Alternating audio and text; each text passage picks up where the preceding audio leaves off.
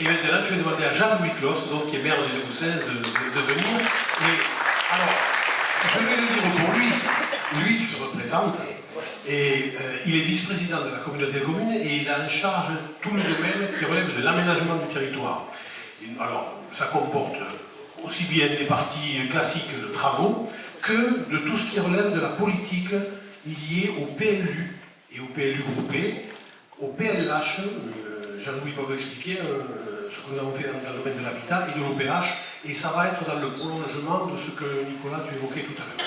Je précise que Jean-Louis travaillait à ce qu'on appelait la DDE et qui aujourd'hui s'appelle la DDT. Voilà. Bon, bonjour à tous. Alors, c'est un peu compliqué de passer le dernier parce qu'il y a beaucoup de choses qui ont été dites que j'avais prévu de dire et qui ont déjà été dites. Donc, effectivement, comme Alain, moi, contrairement à mes deux collègues, je me représente et je suis donc en compétition, comme Alain, avec l'équipe en face de moi. Donc, sur l'intercommunalité, puisque je suis là pour ça, donc on a rappelé effectivement pendant notre mandat, il y a des choses importantes, il y a des transformations de l'intercommunalité qui se sont passées. On a cité notamment la disparition de la taxe professionnelle, unifiée. Le deuxième point, c'est qu'il y a eu le schéma de cohérence territoriale et la recomposition des intercommunalités. Et je dirais que nous avions cette chance d'avoir une intercommunalité à taille humaine, 7 communes. C'est important parce que quand on est notamment une petite commune, que l'on se retrouve dans une intercommunalité de 20-30 communes, on est entendu, mais pas souvent écouté. Là, on a l'avantage, c'est qu'effectivement, à 7, on est capable de discuter, de s'écouter et de trouver des compromis. Et malheureusement, ce que l'on peut regretter, c'est que tout le monde n'a pas joué le jeu. Voilà, donc ça c'était, je dirais, le préalable. Donc je vais revenir un petit peu sur le côté, je dirais, donc je m'occupais à l'intercommunalité, tout ce qui touche l'urbanisme et l'habitat. Et donc je partage tout à fait ce que vous avez présenté.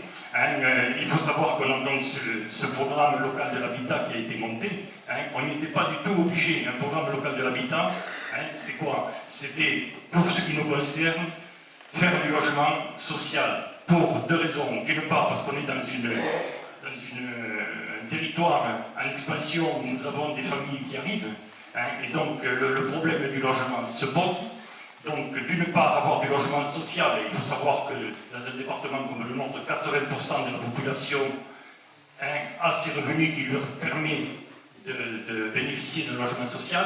Et donc, sur notre intercommunalité, il y en avait très peu. Je crois qu'on était à 10 sur l'ensemble de l'intercommunalité. On est loin des fameux 20% nationaux.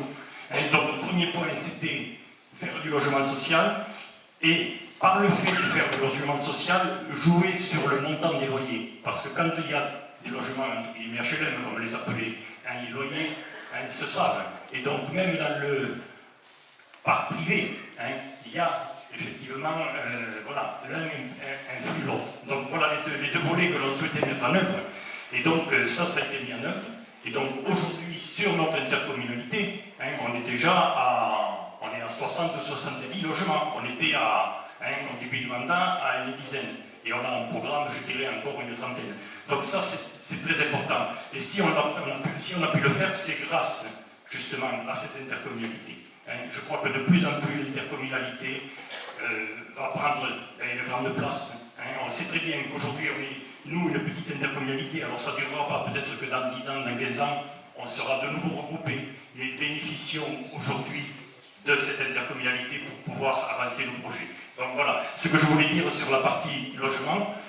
Je ne reviendrai pas sur la partie financement des zones d'activité, puisque je m'occupais aussi des travaux. Il faut savoir qu'on a fait énormément de travaux. Il y a eu la zone de Fongrave qui a été un petit peu agrandie pour accueillir l'entreprise Chausson. Sur la zone d'activité, on a refait toute la partie centrale, parce que au-delà de disposer des terrains, ce qui est important pour être attractif, c'est la qualité de la zone. Et donc, si on a des zones qui sont très accueillantes, on a des entreprises qui viennent plus facilement sur ces zones.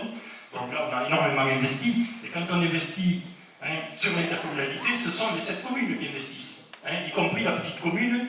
Je parle alors, je dis à Grazac, je veux dire que c'est une petite commune, mais la petite commune de Grazac, elle n'aura jamais de zone d'activité chez elle. Par contre, elle finance les investissements d'investissement sur les zones d'activité.